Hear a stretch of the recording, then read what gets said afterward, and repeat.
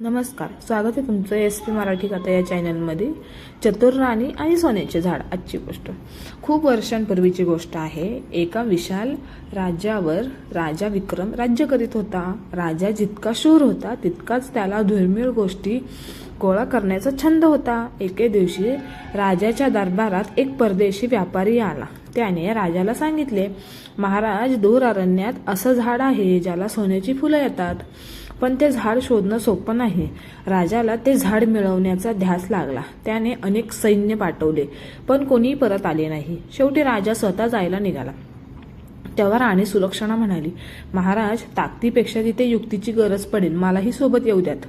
अरण्यात गेल्यावर त्यांना एक विचित्र म्हातारा भेटला। तो म्हातारा म्हणाला, या झाडापर्यंत तोच पोहोचू शकतो जो स्वतःच्या सर्वात मौल्यवान गोष्टीचा त्याग करेल।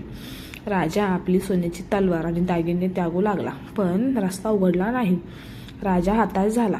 तेव्हा राणी पुढे आली। तिने सोबत आणलेल्या पाण्याची घागर त्या सुकलेल्या जमिनीवर ओतली आणि म्हणाली, महाराज, या तहानलेल्या जमिनीसाठी सोनं नाही तर पाणी मौल्यवान आहे। क्षणात सोन्याच्या फुलांचे झाड प्रकट झाले। राजाला आपली चूक उमगली। मौल्यवान गोष्टी म्हणजे फक्त पैसा नसतात, तर दुसऱ्याची गरज ओळखणे हे सर्वात मोठे धन असते। धन्यवाद। कथा आवडली असेल चॅनलला लाईक, शेअर, सबस्क्राईब नक्की करा, कमेंट करा।